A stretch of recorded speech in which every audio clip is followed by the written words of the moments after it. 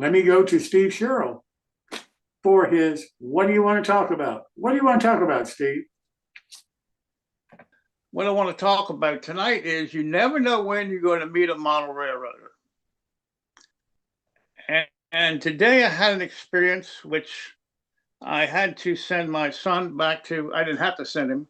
He was here for 2 weeks.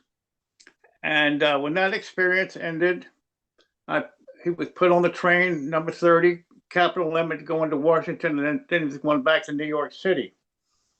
And so while I was at the station, the Harper's Ferry, there was a guy there who had a tripod, and every 2 seconds he would open the door and look down the tracks. And I said, you know, the number 30 is not coming for 22 more minutes or whatever.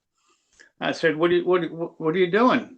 He said, well, I'm taking pictures of the trains as they come down. And so I said, well, are you a model railroader? He said, yeah. He was an HOer, and I said, introduce myself. And I told him about new tracks. And then we talked for a little bit. And then a father and about a 2-year-old son, the little boy waddled in, went on the platform and sat down. His dad sat down next to him, and the train came, number 30. And the little kid, believe it or not, the attendant for the lower level of the train opened the window door and was talking to the little 2-year-old across the track. And the little kid was just talking like normal. And so the train pulled out, and this dad said, you know, he would sit here all day and watch for these trains. He loves trains that much. And so I talked to his dad a little bit, and he was a model railroader also. So, I mean, there was 3 people, and I'm including the 2-year-old, who were model railroaders that you just happened, you know, to talk to and meet. I probably never would have met those people, never will meet them again. And so you just never know. And I always ask people, after I get into a little conversation, you get a feel of, hey, are you a model railroader? And it doesn't really matter what scale you're talking about. You will always have something in common with another model railroader to talk and share. And I just think that that's a great experience to have. When I had my lawn and landscape business, we had 150 new homes built. And everybody that moved in, I asked them, after I addressed the work I was going to do for them, you know, are you a model railroader? And yes, there were some that actually were model railroaders who were downsizing their houses and had model railroads before. And so you just never know when you're going to meet a model railroader, and always be ready, you know, to share your hobby with them. And so that's what I have tonight.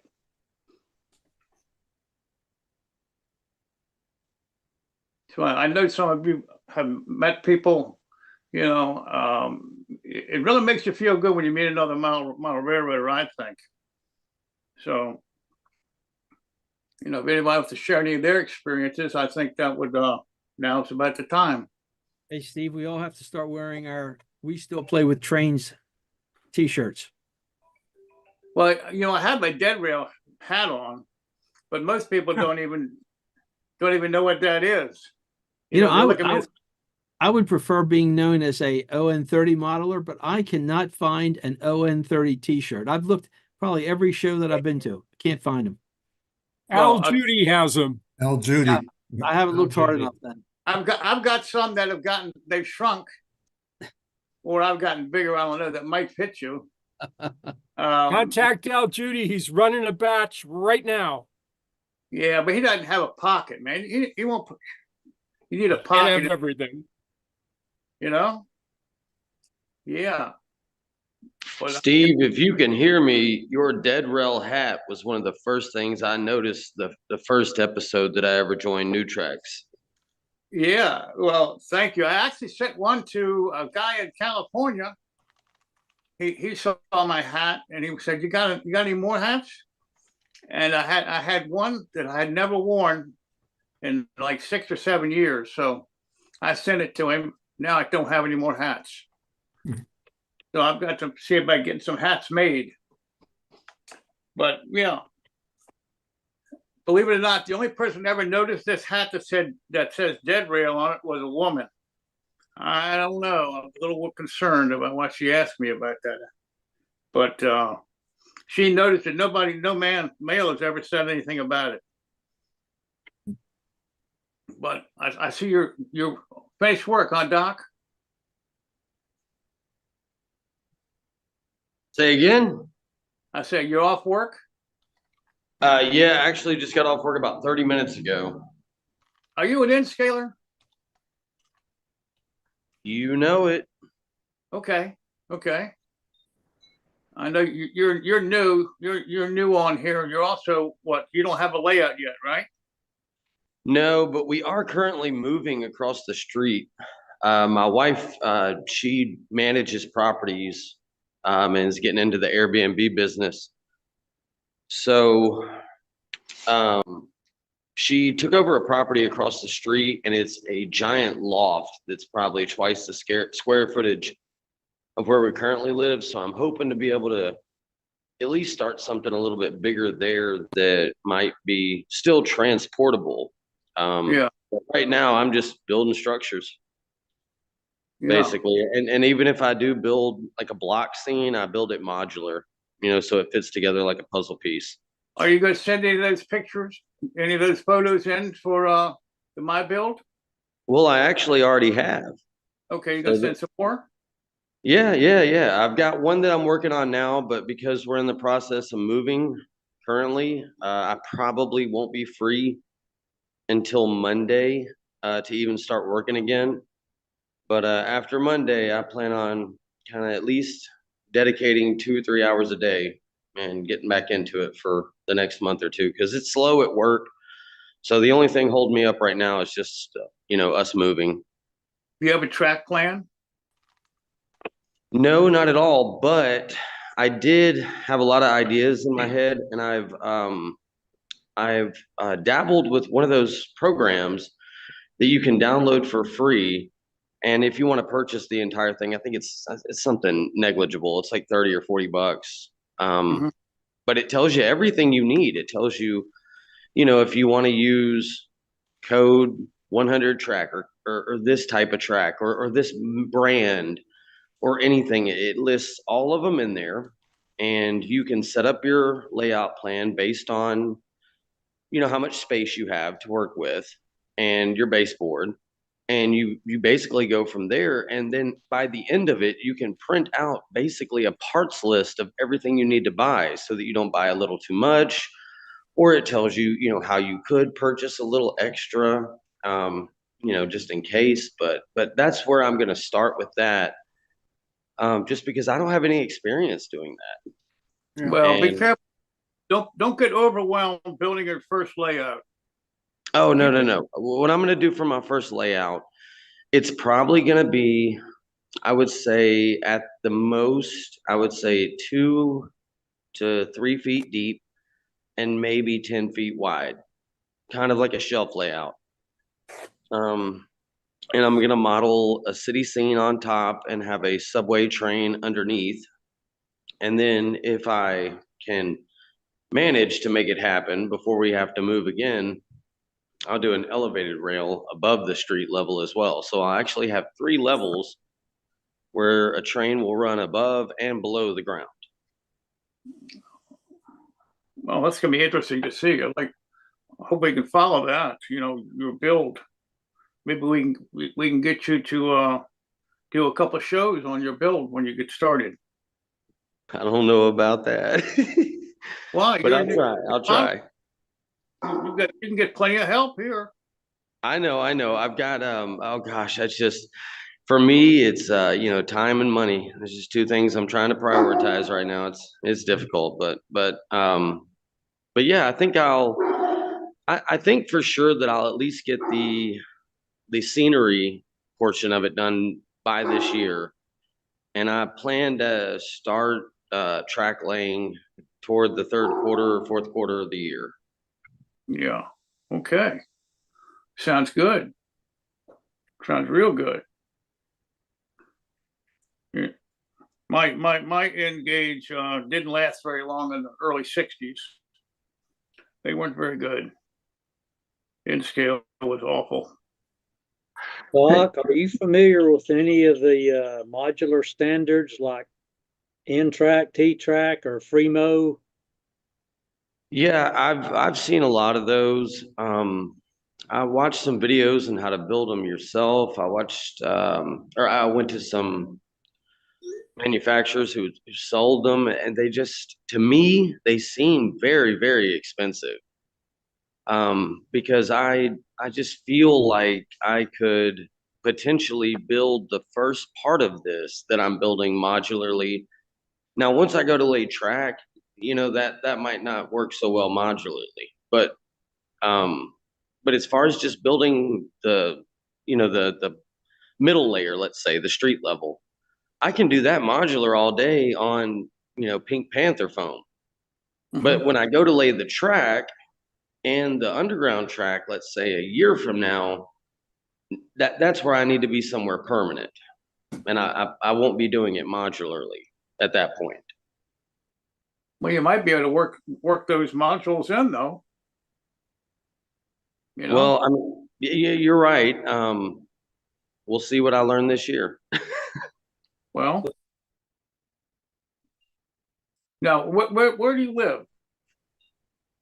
Currently, I am downtown Memphis on the 18th floor of a high-rise building, and I'm moving across the street to it's not huge, but it's about 2,500, 3,000 square foot loft. It's just a big open room, basically, with, it's set up to be an Airbnb, and that's what my wife does. So she's in the process of turning that into an Airbnb that'll sleep six. So that's where we'll be living for the next year. So at the same time, it's still not permanent. At some point, I'm going to have to tear all this down and move. Well, you could always build a micro layout. Well, I planned on doing something like that, just for practice purposes. I just don't know. I just don't know what yet. Well, I want to go switching instead of just like a loop layout, because I don't know much about turnouts, and I don't know much about wiring and soldering. And I think that would be a good avenue to go down to learn that aspect of the hobby for when I transition to a bigger layout. So I think I'm probably going to do like a point-to-point switching layout, maybe Okay. 4 feet wide, and like a foot or two deep, just to learn those aspects of the hobby, because those I know nothing about it. When I read those schematics, I might as well be reading Chinese. I mean, I know nothing about it. Okay. Well, Maybe that's something we ought to have on the show. he's our first beginner. Maybe Well, yeah, that's something we ought to have on the show. I'm serious. Yeah, that's one thing that I had mentioned is, one thing that's so intimidating when you are new coming into the hobby, whether you're 10 years old or 40 years old, is, the fundamentals of this hobby are kind of crazy when you think about it. I mean, you've got to know CAD software, you've got to know electrical work, you've got to know carpentry, you've got to know painting. I mean, the list just, as you guys know, goes on and on and on. And it's kind of, it's overwhelming when you first start, because you just think, well, God, I can only spend the first 6 months with the money I've allotted literally just gathering tools, and then the next 6 months gathering glues and paints, and then the next 6 months structures. I mean, it's kind of overwhelming when you first start, and nothing, I should say. What you need to do is find the NMRA division in your area and tap into some of that and see if there are people there that will help you with that. There's plenty of knowledge out there. You don't have to know all that stuff. What you have to know is people who know that stuff and can help you with it. That's the beauty of it. And there are, I would venture to guess, there are plenty of people who'd be happy to do that. There are a lot of guys who built their layout. They're done with that now. Good. I can help you build this. This will be a lot of fun. Yeah. Okay. look around and think about that. See if there's an active club or an active NMRA division in your area that you can get hooked up with. You're right. There absolutely is. It's probably about 5 miles from my house. Well, there you go. The majority of these guys, they only meet 1 day a week, and they happen to meet when I am, basically I have to be at work. So I've taken off work 3 or 4 times to go see what they do. I mean, a lot of them, they just seem like their main concern when they get there is operations. I completely understand that. And, I'm on a different schedule than a lot of people, but they have all offered to help me, as well as everybody in this hobby that I've met so far. So it's not something that I'm rushing to do. And I know there's plenty of help out there. And I've basically received nothing but love and help since I've started this hobby. So I understand. Well, good, good luck. And it's a process, you can do it the whole rest of your life. You don't have to learn from another N scaler. You can also go to other scales. They all. Oh yeah, I know. There's not many of us out there. Most everything I learn are from people in HO, believe it or not. Well, what I meant by that was all scales, experienced people, they know how to wire, they know how to solder, most of them know how to paint, and most of them have made plenty of mistakes, so they can tell you what not to do. So I mean, there's a lot of resources out there, and an older retired person is probably the kind of person that you want to have as your mentor, because he is available all day. His hours, could coincide with when you're available. And really, older guys really like to share our knowledge. Don't we, Jim? Yes, we do. Yes, we do. Listen, I hate to stop this, but Bernie, are you with us now? I am, but I don't think you can hear me.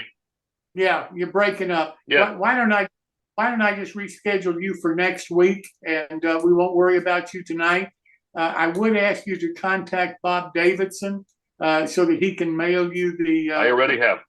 Oh, okay, fine, great. Thank you so much, Bernie, and sorry it didn't work out Thank tonight. you. This was really fascinating, particularly about 3D printing. We'll talk to you next week. Thank you so much.